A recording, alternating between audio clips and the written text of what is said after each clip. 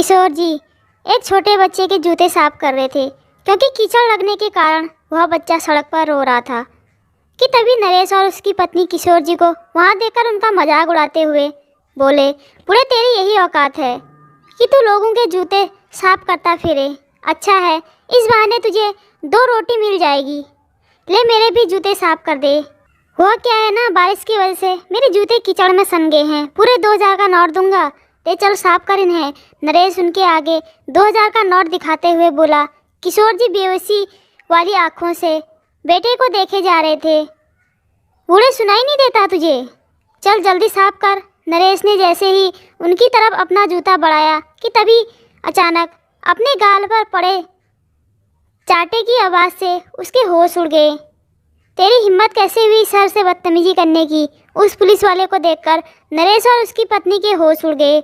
नरेश हकलाता हुआ बोला, आपको कोई गलतफहमी हुई है इंस्पेक्टर साहब, यह कोई सरवर नहीं है। अरे यह तो एक भिखारी है। भिखारी। तभी दूसरा तमाचा भी उसके गाल पर पड़ा। जुबान संभाल कर बात करो वरना जेल की हवा खिलाते देर नहीं लगेगी। तभी अंदर से एक डॉक्टर आया और किशोर जी से बोला, चलिए सर जल्दी से मीटिंग शुरू कीजिए, सब लोग आपका वेट कर रहे हैं। मीटिंग कैसे? नरेश अपने मन ही मन में बुदबुदाया। किशोर जी तुरंत पुलिस वाले के साथ मीटिंग के लिए अंदर चले गए। मीटिंग करने के बाद आज फिर उनका अतीत दर्द बनकर उनकी आंखों के सामने आ गया था और वह अपने बरसात का पानी आज रुकने का नाम ही नहीं ले रहा था। शायद आज भगवान भी नाराज़ थे। और सड़क के किनारे एक टीन जिसके नीचे वही एक बुजुर्ग व्यक्ति जिनकी आंखें नहीं थी, वो अपनी छड़ी के सहारे कोने में एक थैले को बगल में दबाए हुए खड़े ठिठुर रहे थे क्योंकि पानी भरे होने के कारण बैठने की जगह नहीं बची थी। बरसात की तरह आज उनकी आंखों का पानी भी रुकने का नाम नहीं ले रहा था। बेसहारा वृद्ध किशोर जी बरसात के रुकने का इंतजार कर रहे थे। टीन में हुए छेदों से गिरते पानी के कारण वो पूरे भीग चुके थे और ठंड से कांप रहे थे। तभी वहां से साइकिल पर एक बच्चा पानी में हटखेलियां करता हुआ गुजरा तो उसने कोने में किशोर जी को देखा। वो साइकिल खड़ी करके उनके पास पहुंचा और बोला, बाबा जी यहाँ क्यों खड़े हो? आपको घर जाना है क्या? किशोर जी पहले तो बच्चे की आवाज़ सुनकर चौंक गए क्योंकि कितनों से किशोर जी ने मदद मांगी पर किसी ने नहीं सुनी। लेकिन फिर उनका दिल घर के नाम पर भर आया। वो हल्के से बुदबुदाए वे बोले, घर कहाँ है अपना? उस बच्चे ने दोबारा पूछा, क्या हुआ बाबा जी, आपको हेल्प चाहिए? तो किशोर जी ने कहा, बेटा कौन हो तुम? तो उस बच्चे ने करीब आकर कहा, बाबा जी मेरा नाम अर्जुन है, मैं तो बारिश में खेल रहा था, चलिए मैं आपको घर पहुंचा देता हूं। बच्चे ने बहुत मासूमियत से कहा। तो किशोर जी ने नम आंखों से बोला, बेटा मेरा घर नहीं है और मैं देख भी नहीं सकता, मैं तो रात में यहीं सोता हूँ, लेकिन आज पानी यहाँ भी भर चुका है। अर्जुन ने भोलेपन से कहा, ओ बाबा जी आप मेरे घर चलो ना, आपके कपड़े गीले हो गए हैं, उन्हें मम्मा से सुखवा भी दूंगा। एक बच्चा इतनी आत्मीयता दिखा रहा था और एक अपने थे जो न इस हाल छोड़कर जाने कहाँ थे। लेकिन अनजान फरिश्ता अर्जुन उनसे लगातार जिद करता रहा कि वो उसके घर चले। किशोर जी ने समझाते हुए कहा, बेटा ऐसे किसी को अपने घर नहीं ले जाते। लेकिन अर्जुन मानने वाला नहीं था तो उसने किशोर जी का हाथ खींचते हुए कहा, बाबा जी चलो ना, देखो इधर पानी भरा है, मेरे घर पर बैठना। आप किशोर जी की हट इस बाल हट के आगे नहीं चली और उन्हें उसके साथ जाना पड़ा। पास में कुछ दूरी पर उसका घर था। बच्चा सीधे अंदर गया तो घर से आवाज़ आई, कहाँ गया था अर्जुन? कब से ढूंढ रही हूँ। अंदर से अर्जुन की माँ की गुस्से भरी आवाज़ सुनकर किशोर जी बाहर ही ठिठक गए।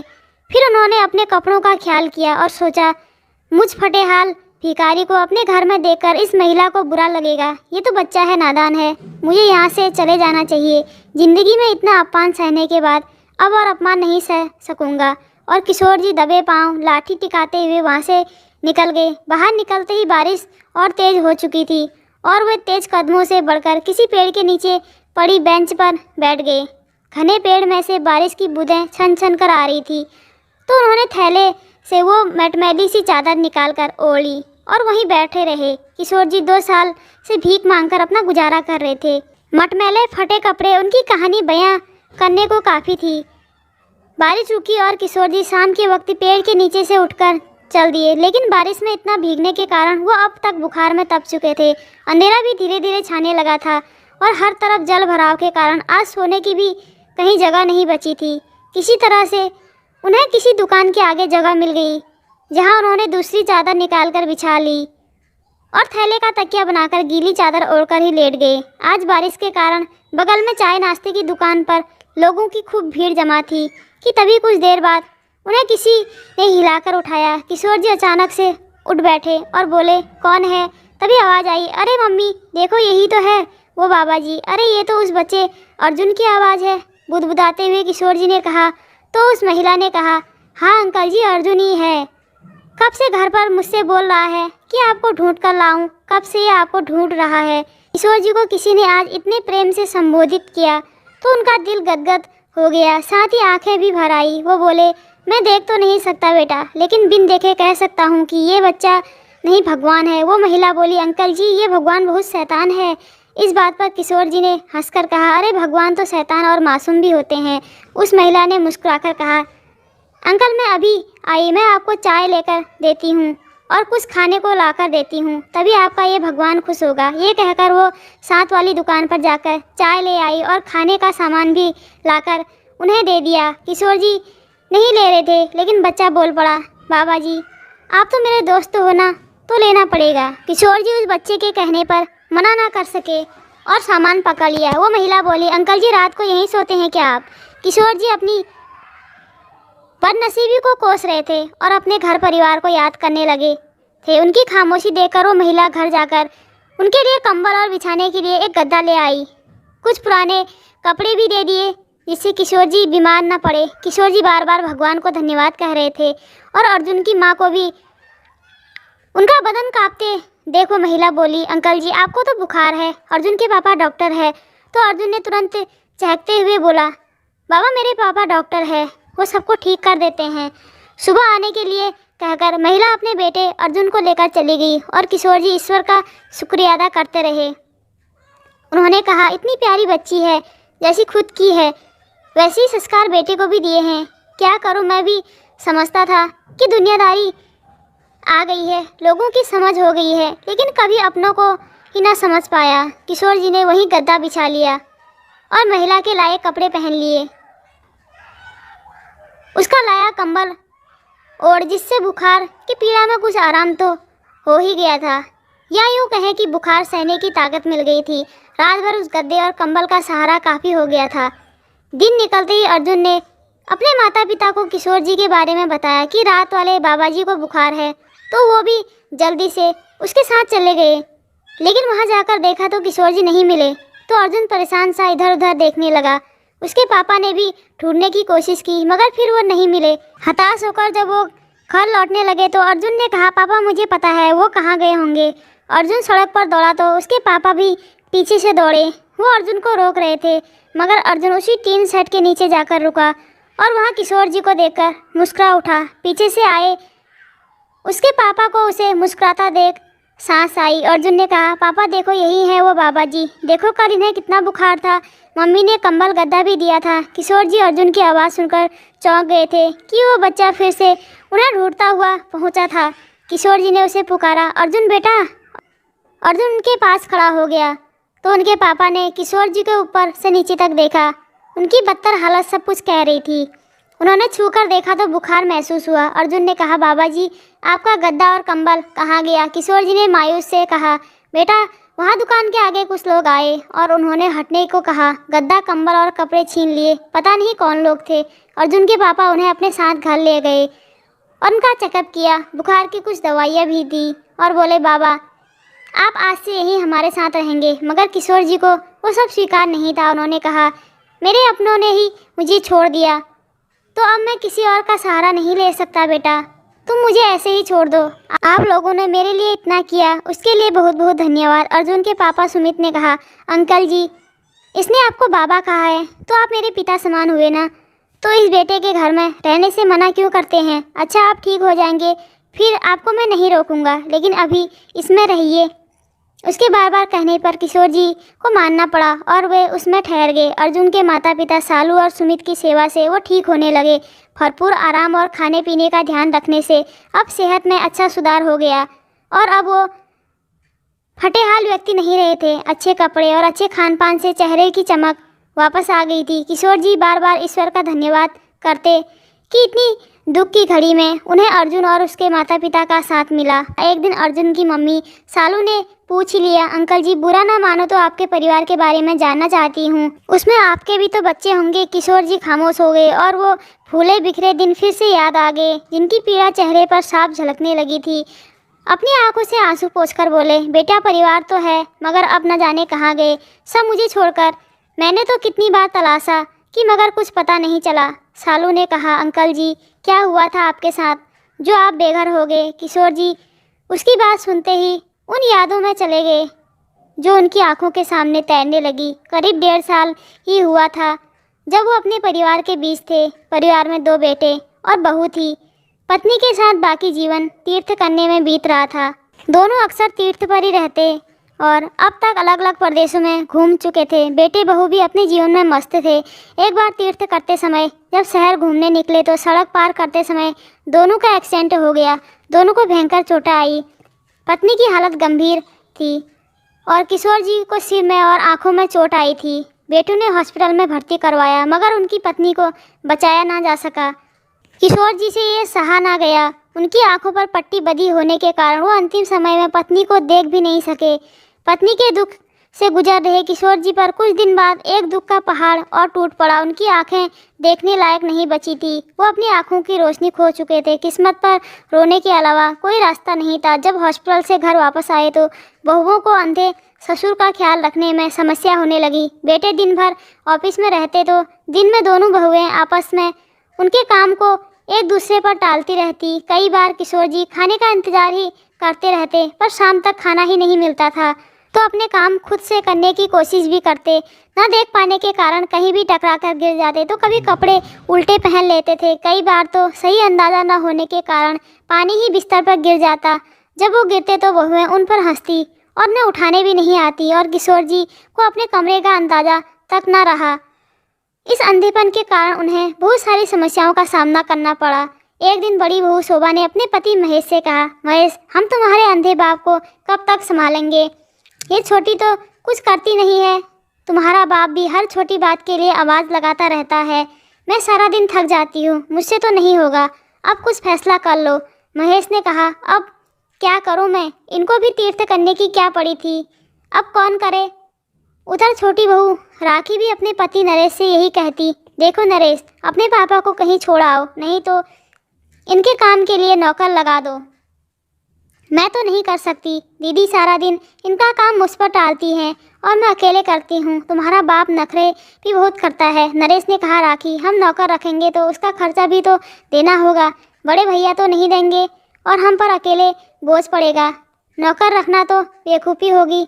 हाँ कहीं छोड़ सकते हैं। राखी ने नरेश को बड़े भैया से बात करने का सुझाव दिया तो नरेश ने जाकर बड़े भैया महेश से कहा, भैया पापा के लिए काम करना मुश्किल हो गया है। राखी सारा दिन लगी रहती है। यही बात महेश ने अपनी पत्नी शोभा के लिए कही तो नरेश ने कहा, भैया पापा के लिए वैसे तो नौकर रखना ही ठीक है मगर उसका खर्चा कौन उठाएगा? शोभा ने बीच में बात काट कर कहा, हम तो नहीं उठाएंगे, हम कहाँ से पैसे लाएंगे?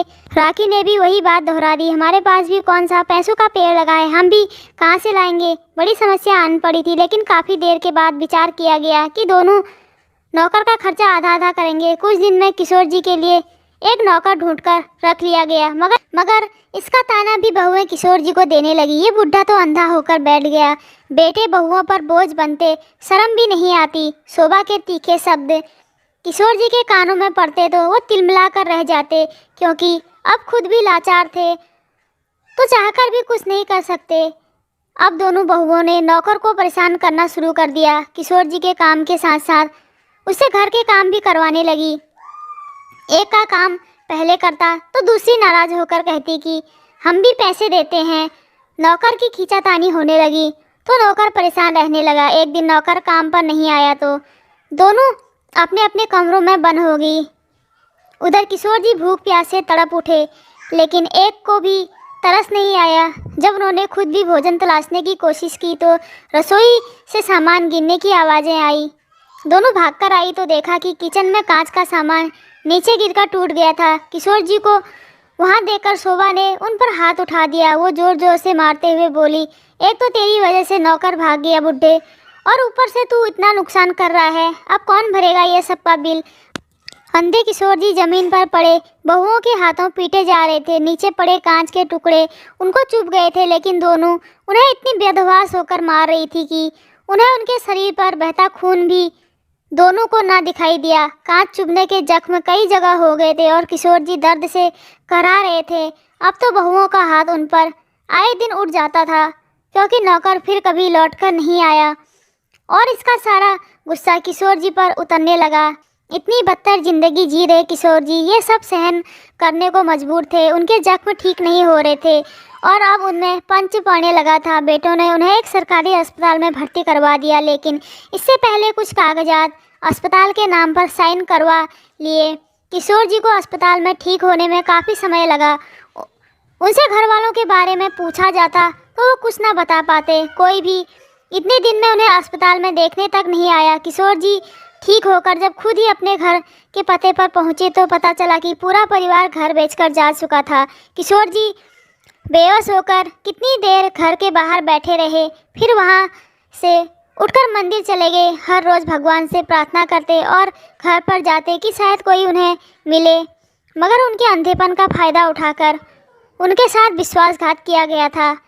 घर अपने नाम करवाकर बेच दिया गया था। किशोर जी की इतनी कहानी सुनकर सालू की आंखों में आंसू आ गए। अंकल जी आपके साथ तो बहुत बुरा हुआ, इतनी बुरी औलाद कैसे हो गई कि बाप का ख्याल ना आया। किशोर जी ने कहा बेटा सब तुम्हारी तरह नहीं होते, संस्कार तो मैंने भी ऐसे ही दिए थे, मगर अब समझ नहीं आता कि किसको दोष दूं, किस्मत को, बच्चों को या फिर अपने संस्कारों को बुरा कहूं। किशोर जी रो रहे थे और अर्जुन उनके आंसू पोंछ रहा था, इतना जो उनके अपनों ने भी ना किया था। किशोर जी उसी आश्रय में रहने लगे और एक दिन अर्जुन के पापा सुमित ने आकर कहा अंकल जी एक आँखों के कैंप का आयोजन हो रहा है, वहाँ आपकी आँखें दिखाकर पता कर सकते हैं कि आप फिर से देख पाएंगे या नहीं, क्या पता कुछ इलाज हो जाए और आप देख पाएँ। किशोर जी ने कहा नहीं बेटा, डॉक्टर ने मना कर दिया था, अब तुम भी रहने दो, इतना किया वही काफ़ी है,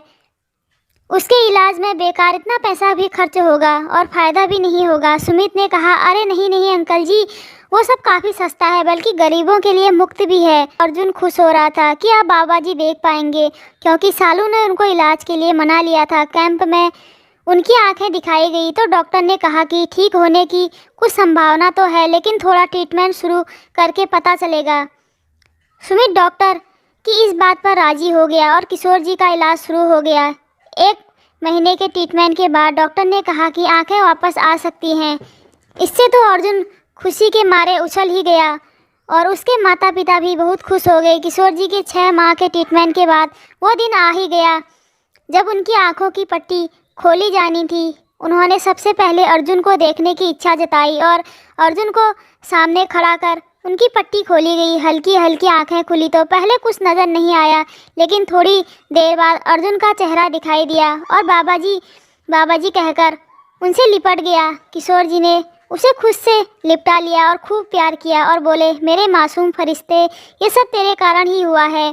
किशोर जी अपनी आंखें ठीक होने से बहुत खुश थे और उन्होंने सुमित और सालू से अपने घर के पते पर जाने की इच्छा जताई। दोनों उन्हें लेकर वहां पहुंचे तो इस घर में आए नए मकान मालिक ने कुछ नहीं बताया। किशोर जी वापस आ गए। अब किशोर जी के दिन अर्जुन के साथ खेलते बीतने लगे थे। एक दिन उन्होंने डॉक्टर सुमित और सालू से फ्री होकर उनके पास आने को कहा तो दोनों रात के समय उनके कमरे में आ गए। किशोर जी ने उनके सामने अपना थैला खोला और अपनी पत्नी की तस्वीर बाहर निकाली। उन्होंने दोनों से कहा तुम दोनों के कारण ही मैं ये जीवन फिर से जीने के लायक हुआ हूँ, नहीं तो भिखारी बन ही चुका था और दर दर की ठोकरें खाने को मजबूर था। आज अपनी पत्नी की तस्वीर इन्हीं आंखों से देखकर उसे याद करता हूँ। सब तुम लोगों के कारण हो सका है। दोनों उनकी बातें सुनकर मुस्कुराए और कहा अंकल जी हम तो भगवान की बनाई कठपुतली हैं, जो वो कराता है वही करते हैं, हमने ऐसा कुछ नहीं किया, धन्यवाद तो उसका ही है। और फिर अर्जुन को भी तो बाबा जी मिल गए। किशोर जी ने उनकी बात सुनकर हाथ में ली तस्वीर को पीछे से खोलना शुरू कर दिया। ये देखकर दोनों चौंक गए कि ये ऐसा क्यों कर रहे हैं? किशोर जी ने तस्वीर खोलते ही पीछे से कुछ कागजात बाहर निकाले, जिन्हें देखकर दोनों हैरान रह गए और बोले, अंकल जी ये क्या है? किशोर जी ने मुस्कुराते हुए कहा, ये उस ज़मीन के कागजात हैं जिसके बारे में मेरे बच्चे नहीं जानते थे। ये ज़मीन हमने तीर्थ पर जाने से पहले खरीदी थी, जिसके लिए गांव की ज़मीन बेच दी थी। इसी शहर में इसको खरीदा था और तीर्थ से आने के बाद बच्चों को तोहफे में देना चाहते थे, मगर उनके बाद उनका रूप देखकर मेरा मन बदल गया। लेकिन अब ये ज़मीन मैं तुम्हें तोहफे में देना चाहता हूँ, क्योंकि तुम दोनों मेरे बच्चे ही हो।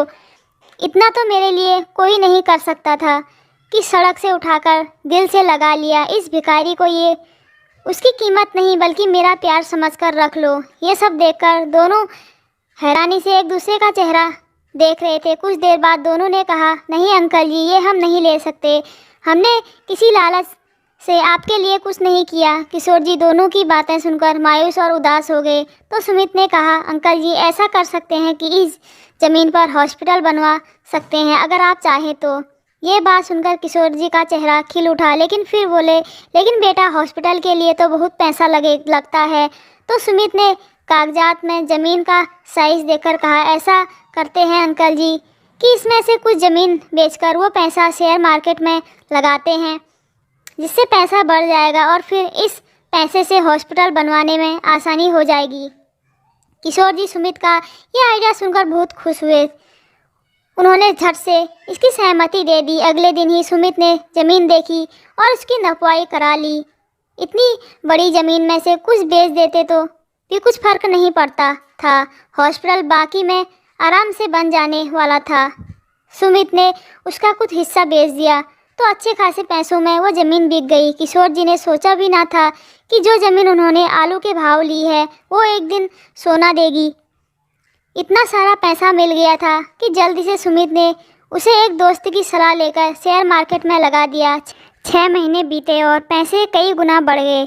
साल भर में मुनाफे के साथ पैसे हाथ में आ गए और हॉस्पिटल बनाने का काम डॉक्टर सुमित ने शुरू करवा दिया। बीच में जब फिर से पैसों की ज़रूरत पड़ी तो किशोर जी ने छुपा कर रखी एक हीरे की अंगूठी और चैन सुमित के हवाले कर दी और कहा, मैं अब इन सब का क्या करूँगा? सही काम में लग जाए तो अच्छा होगा। 2 साल पूरे होने से पहले अस्पताल बनकर तैयार हो गया था और किशोर जी के हाथों उसका उद्घाटन करवाया गया था। अब किशोर जी ने डॉक्टर सुमित को उसकी जिम्मेदारी सौंप दी और खुद रोज़ अपनी कार से पूरे अस्पताल का मुआयना करने जाते। किशोर जी की ज़िंदगी से आज हताशाओं का धुआं छट गया था।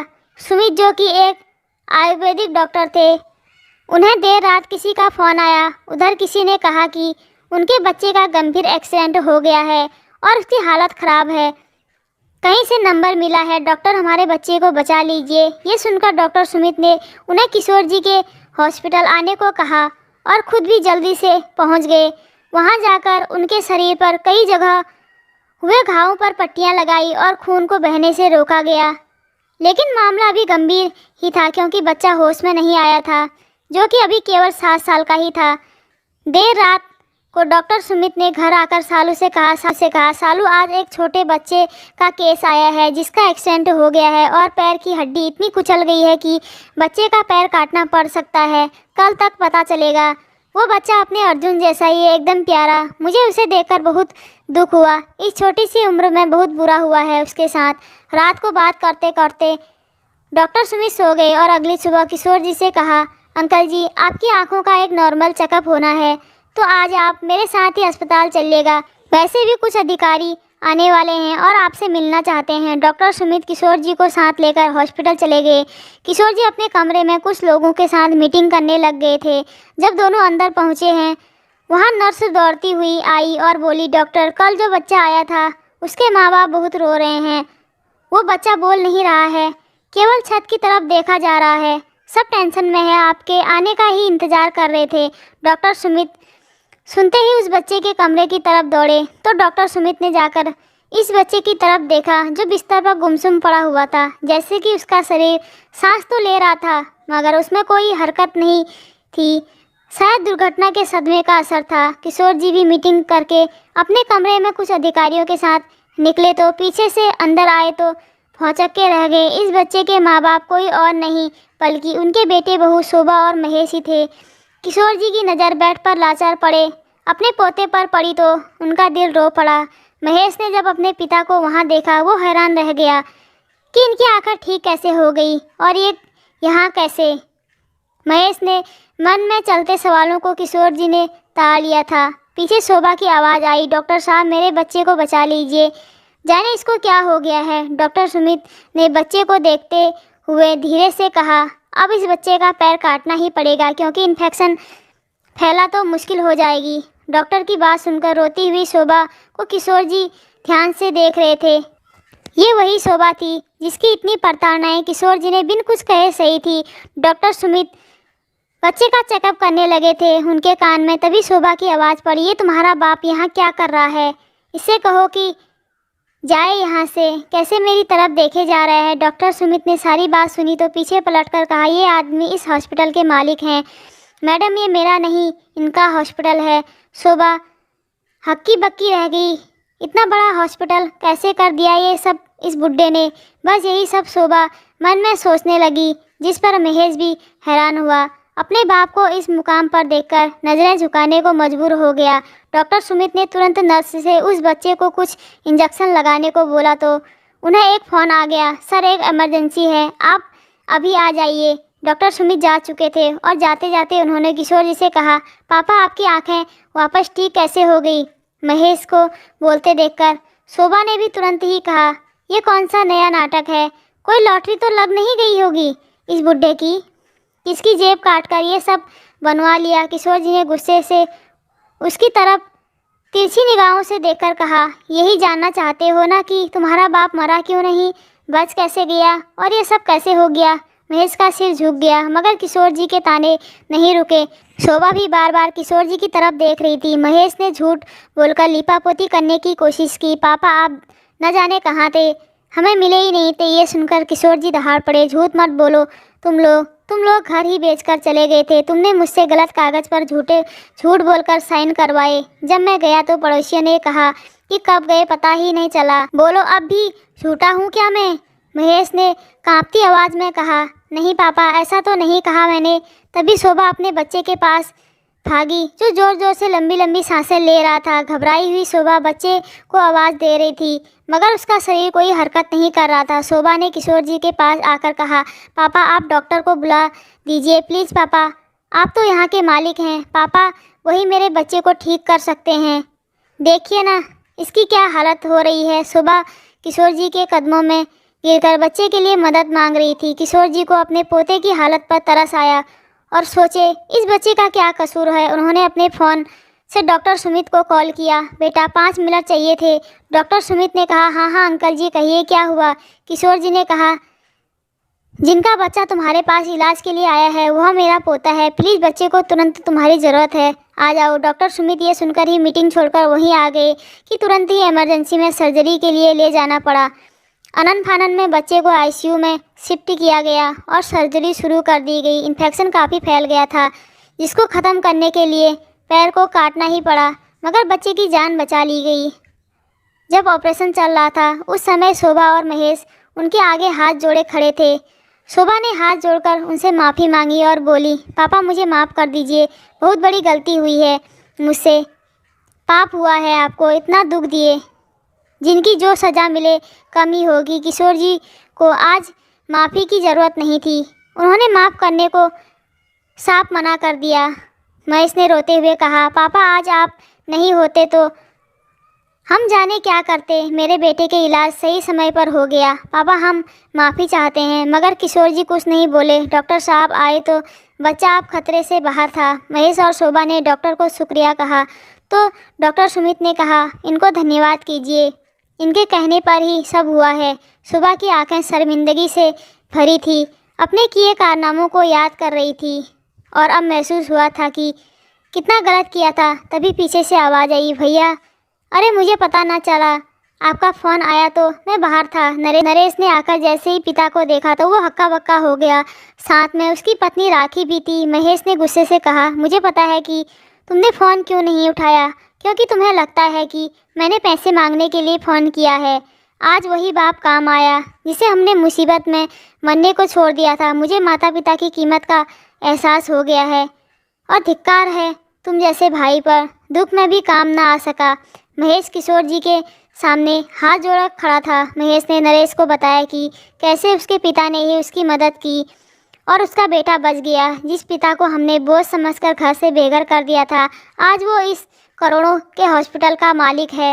ये सुनकर दोनों की आंखें फटी की फटी रह गई। किशोर जी वहाँ से अपनी कार में बैठकर घर के लिए निकल गए और चारों बेटे और बहू उनको बस जाते हुए देखते रहे। किशोर जी एक समय मुसीबतों से घिरे खड़े थे, तब यही बेटे छोड़कर चले गए थे। आज उनका साथ किस्मत ने छोड़ा तो किशोर जी ने ही सहारा दिया था। कैसी लगी दोस्तों आज की स्टोरी? अगर अच्छी लगी तो मेरे चैनल को ज़रूर सब्सक्राइब कीजिएगा। धन्यवाद।